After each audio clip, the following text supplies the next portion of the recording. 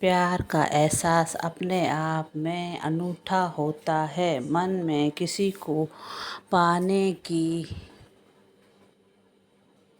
बाहों में बांधने की चाहत उमड़ने लगती है। कोई बहुत अच्छा और अपना सा लगने लगता है। दिल उसे पूरी शिद्दत से पाना चाहता है। फिर कोई भी बंधन, कोई भी दीवार मायने नहीं रखती, पर कुछ मजबूरियाँ इंसान से उसका प्यार छीन लेती है। लेकिन यह प्यार फिर से अपनी अमिट छाप छोड़ जाता है।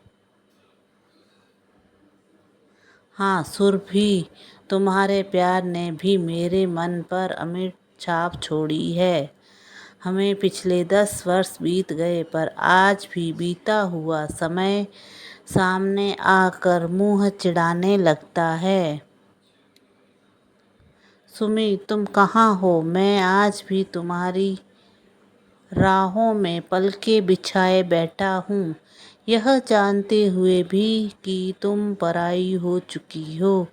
अपने पति तथा अपने बच्चों के साथ सुखद जीवन व्यतीत कर रही हो। और फिर मैंने ही तो तुमसे कहा था सुमी कि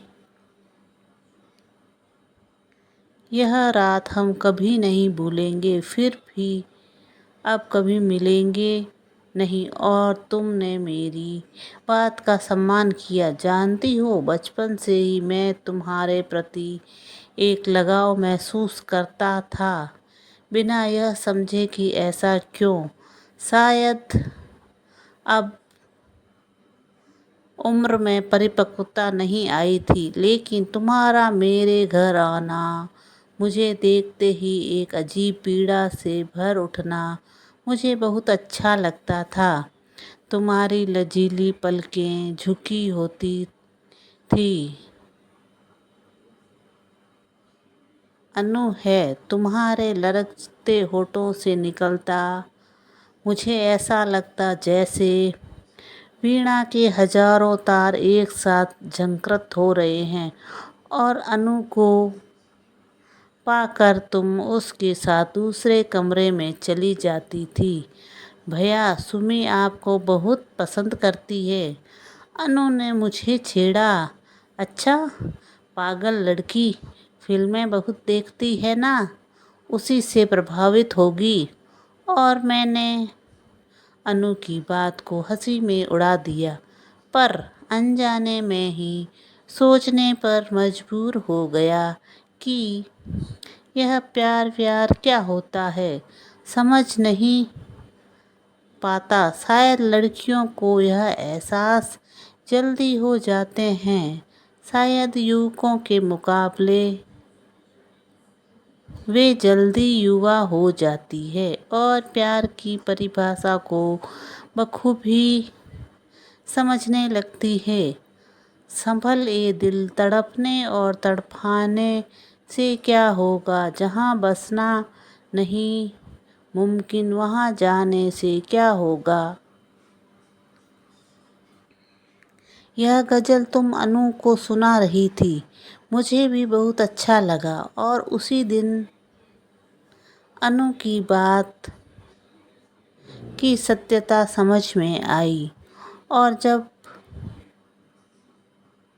मतलब समझ आने लगा, तब ऐसा महसूस हुआ कि तुम्हारे बिना जीना मुश्किल है।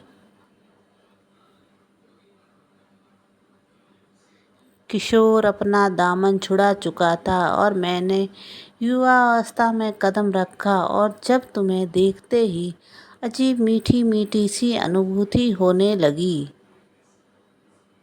दरवाजे के खटकते ही तुम्हारे आने का एहसास होता और मेरा दिल बल्लियाँ उछलने लगता। कभी मुझे महसूस होता कि तुम पलक मुझे देख रही हो। जब मैं अपनी नज़रें तुम्हारी ओर घुमाता तो तुम दूसरी तरफ देखने लगती थी। तुम्हारा जानबूझकर मुझे अनदेखा करना मेरे प्यार को और बढ़ावा देता था। सोचता था कि तुमसे कह दूं, पर तुम्हें सामने या पाकर मेरी तो जीभ तालू से चिपक जाती थी और मैं कुछ भी नहीं कह पाता था। तभी एक दिन अनु ने बताया कि तुम्हारा विवाह होने वाला है। लड़का डॉक्टर है और दिल्ली में ही है। शादी दिल्ली में ही होगी। मैं आसमान से ज़मीन पर आ गिरा। यह क्या हुआ?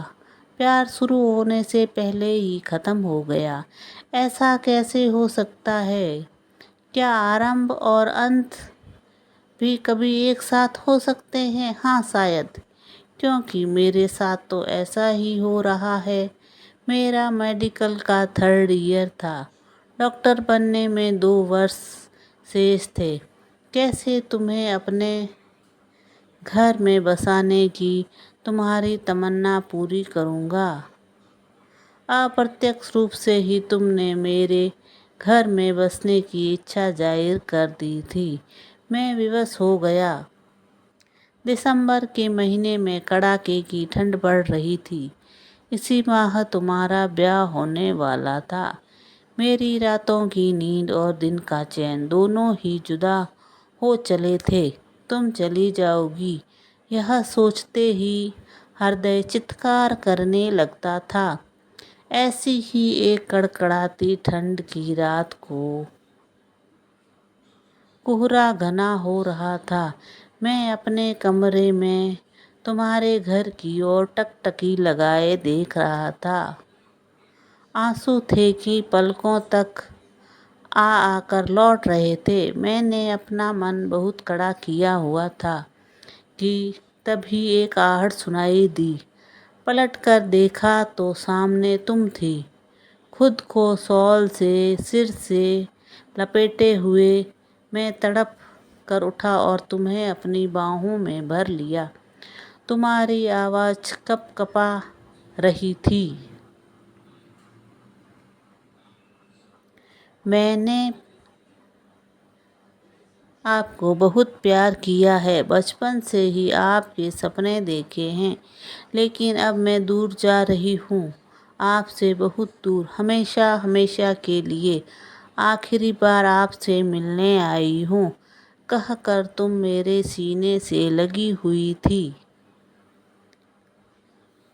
सुमी, तुम कुछ मत कहो, मुझे इस प्यार को महसूस करने दो। मैंने कांपते स्वर में कहा। नहीं, आज मैं अपने आप को समर्पित करने आई हूँ। मैं खुद को आपके चरणों में अर्पित करने आई हूँ, क्योंकि मेरे आराध्य तो आप ही हैं। अपने प्यार के इस प्रथम पुष्प को मैं अपने आप को अर्पित करना चाहती हूँ। मेरे दोस्त, इसे स्वीकार करो। तुम्हारी आवाज़ भीगी भीगी सी थी। मैंने अपनी बाहों का बंधन और मजबूत कर लिया। बहुत देर तक एक दूसरे से लिपटे यों ही खड़े रहे। चांदनी बरस रही थी और हम शबनमी बारिश में न जाने कब तक भीगते रहे। तभी मैं एक झटके से अलग हो गया। तुम काम वासना की भरी दृष्टि से मुझे देख रही थी, मानो कोई अभिसारिका अभिसार की आशा से आई हो। नहीं नहीं सुमी, यह गलत है। मेरा तुम पर कोई हक नहीं है। तुम्हारे तन मन पर अब केवल तुम्हारे पति का अधिकार है। तुम्हारी पवित्रता में कोई दाग लगे, यह बर्दाश्त नहीं कर सकता हूँ। इस हम आत्मिक रूप से एक दूसरे को समर्पित है, जो शारीरिक समर्पण से ज़्यादा महत्वपूर्ण है। तुम मुझे और मैं तुम्हें समर्पित हूँ। हम जीवन में कहीं भी रहे, इस रात को कभी नहीं भूलेंगे। चलो, तुम्हें अब घर छोड़ देता हूँ। किसी ने देख लिया तो बड़ी बदनामी होगी। तुम कातर दृष्टि से मुझे देख रही थी। तुम्हारे वस्त्र अस्त व्यस्त हो रहे थे। शॉल जमीन पर गिरा हुआ था। तुम मेरे कंधों से लगी बिलक बिलक कर रो रही थी। चलो सुमी, रात गहरा रही है और मैंने तुम्हारे होठों को चूम लिया, तुम्हें शॉल से लपेट कर नीचे लाया। तुम अमरलता सी बनी मुझसे लिपटी हुई चल पड़ी। तुम्हारा पूरा बदन काँप रहा था और जब मैंने तुम्हें तुम्हारे घर छोड़ा तब तुमने काँपते स्वर में कहा, विकास, पुरुष का प्रथम स्पर्श मैं आपसे चाहती थी। मैं वह सब आपसे अनुभव करना चाहती थी जो मुझे विवाह के बाद मेरे पति सार्थक से मिलेगा, लेकिन आपने मुझे गिरने से बचा लिया। मैं आपको कभी नहीं भूल पाऊंगी और यही कामना करती हूँ कि जीवन में किसी भी मोड़ पर हम कभी न मिले। और तुम चली गई। 10 वर्ष का अरसा बीत चला। आज भी तुम्हारी याद में मन तड़प उठता है। जाड़े की रातों में जब कोहरा घना रहा होता है, चांदनी धूमिल होती है और शबनमी बारिश हो रही होती है, तब तुम एक अदृश्य साया सी बनकर मेरे पास आ जाती हो। हृदय से एक पुकार उठती है, सुमी, तुम कहाँ हो? क्या कभी नहीं मिलोगी? नहीं, तुम तड़पो, ताउम्र तड़पो। ऐसा लगता है जैसे तुम आसपास ही खड़ी मुझे अंगूठा दिखा रही हो।